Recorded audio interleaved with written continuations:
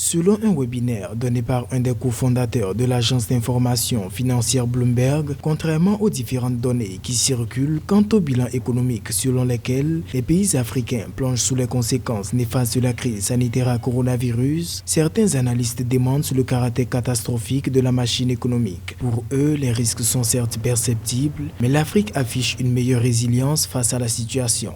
Les prévisions des institutions telles que le Fonds monétaire international à l'égard du comportement des économies africaines tiennent compte du degré de dépendance, ou si vous voulez, du degré d'extraversion des économies africaines vis-à-vis du marché mondial. Étant donné la baisse d'activité dans les pays plus ou moins industrialisés, c'est à cet égard simplement qu'on peut envisager le scénario catastrophe que les institutions préconisent ou prévoient. Politique monétaire et budgétaire, stratégie de relance économique, autant de mécanismes mis en place pour amortir les chocs dus aux effets de la crise et qui pourraient faire croire à une absence de réponse adéquate. Mais une présence déterminante de bons indicateurs macroéconomiques dément les prévisions envisagées par de nombreuses institutions. Les pays africains ont démontré un niveau de résilience assez élevé vis-à-vis de la COVID-19, mais c'est plutôt simplement le lien qui existe entre l'activité intérieure dans les pays africains et la demande mondiale des produits en provenance de ces pays. Je vois la demande qui vient de la plupart de ces pays qui sont malheureusement les plus frappés. La France, l'Italie, les États-Unis d'Amérique. C'est cette baisse de la consommation qui fait que les institutions envisagent un scénario catastrophe pour les pays africains qui ne peuvent pas avancer, progresser dans leur activité tant que